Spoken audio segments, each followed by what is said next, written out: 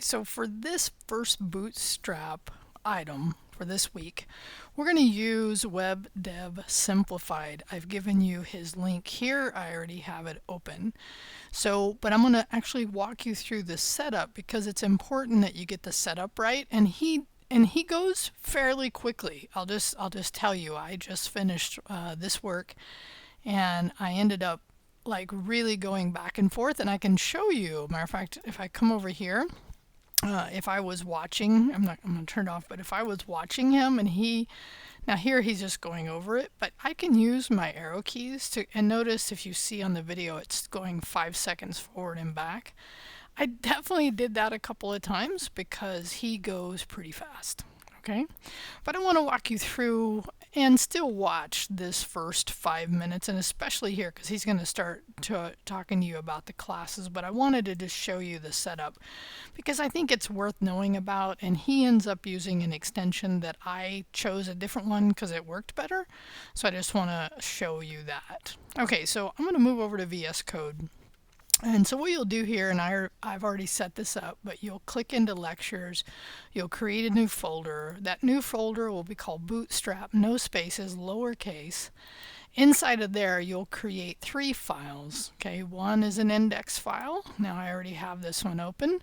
One is a style.css, and I'll show you where to grab the content for this. And then you'll create a bootstrap.md file. Okay, so those will be the 3 files that you'll create. Now, in the index file, I've given you a link in the instruction here to get Bootstrap. And I already have this link up. And I want to show you, because this site is really important when you're using Bootstrap, because it will help you learn Bootstrap. So if I went over to, I'm going to give you the link to get Bootstrap, go to examples, and then go to the CDN starter. Oh, my bad, wrong one. Wrong one. Actually, it's docs. Okay. There it is. Under docs, when you come through here, this gives you a quick start.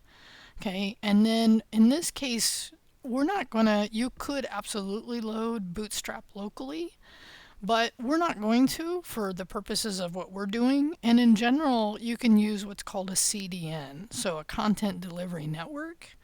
So in other cases, we might actually load this, and in this case, it's a very long, but the file itself is a CSS file, and it's a minified file. And basically that means that it's got all the spaces taken out of it so that it's really machine readable and not human readable. But there's also in here a link to, in this case, it's putting it up inside actually a script file for JavaScript. Now we're really not going to do anything at this point with JavaScript. So I would say, for this part, just have this link. So I'm going to copy this link for now.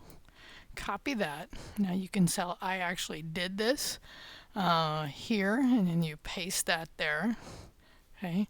Now, again, I'm just going to get rid of that for a minute, okay, because I was just playing around with it. And actually, based on the location, for those of you that are taking JavaScript, you will know that this actually could be deferred. And I think they talk about that down here somewhere, but don't worry about that at this point, okay? Really all you want, because Bootstrap is basically just classes that have been, you're using somebody else's classes to create web pages, and it's just a really very common way for students that are learning, and you may do prototyping, and there'll be other reasons, but we'll play more with Bootstrap, of course, through this lesson. Okay, so at this point you should have the link. Okay, put a title, Bootstrap Crash Course, okay, and then you're going to end up having another link to a CSS file, because he actually shows in the video, and he does it real quick, so I stopped it and actually coded it so that, and you could totally code it yourself, totally cool, but what I ended up doing is in the instruction, I gave you a link to the CSS file that he starts with, so all you'd have to do is come in here, right? And then copy that, right? Create your CSS file, paste it, and in your index file, then create a link for a style sheet. And actually there we probably need to put text, but reference would be style.css. Okay.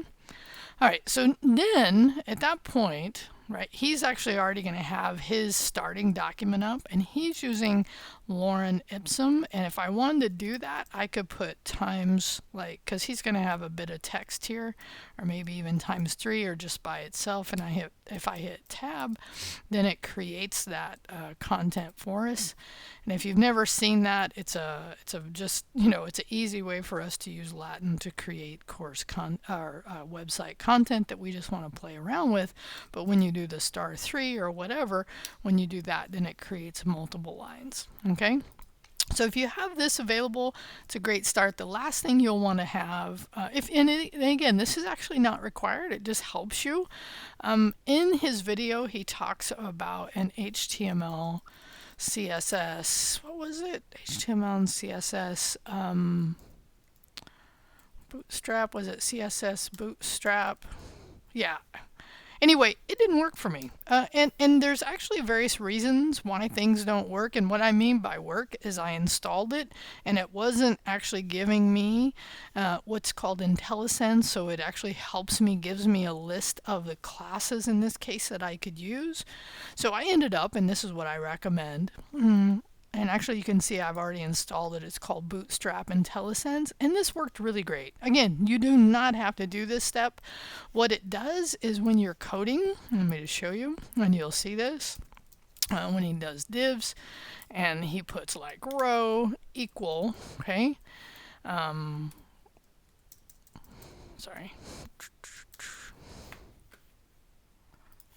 So in this case, and I was actually just reminding myself about this, and this is good. He'll do this very often, like he'll do div. Now div is something that, as I was showing in the HTML and CSS, which I think I talked about this, but if not, div is a overused way to create a section, a place on your page. But in Bootstrap, it is still used, fairly common, but we're really trying to move away from it, just FYI. But in this case, when he's writing his HTML, he'll often do like this, where he types a dot, and that creates the container, or in this case the class.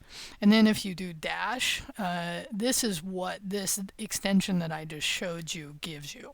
Okay, again, you don't have to do it, but you do want to make sure, and this is what's important, is when you're coding along that you're seeing the output, because part of this is learning how to use Bootstrap to create layout on your page.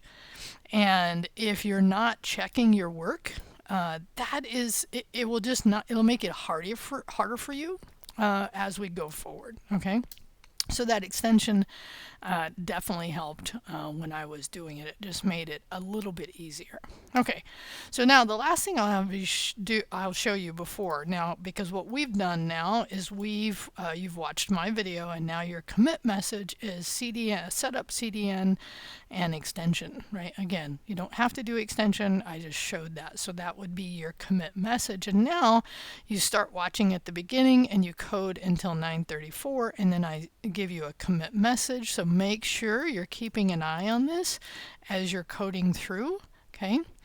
And then I stop at 7:37, and what I do, and I tell you this, is whatever HTML code, you can copy it somewhere if you want, because I'm going to have you play around. And the reason I'm going to have you play around is just to see how well you got the concepts. And then what you'll do is say what I learned. Okay, that will be your commit message. But what you can do, and what I would suggest doing in order to start in a good space on the next one, is then copy back that HTML. Now, by the way, it's not a lot of HTML. You could rewrite it. So if you don't do this piece, when we pick it up on the next one, you'll be fine. And also in here, I do have you specifically during this section, but I'd actually recommend you doing it as we go through these concepts, or as we go through this video, is I, in that bootstrap.markdown file, put some concepts of what is being covered, but he specifically covered some really important ones in the way that the rows and the columns, and he talks about breakpoints a lot. And by the way, that all that breakpoint are actually actually in here, right, in that file I gave you. These are the actual breakpoints in here. So again, we are not covering them in detail. We're just using them. He has using these CSS in order to help you understand and help you see things. Like in this case, it was interesting because he used box, I used outline.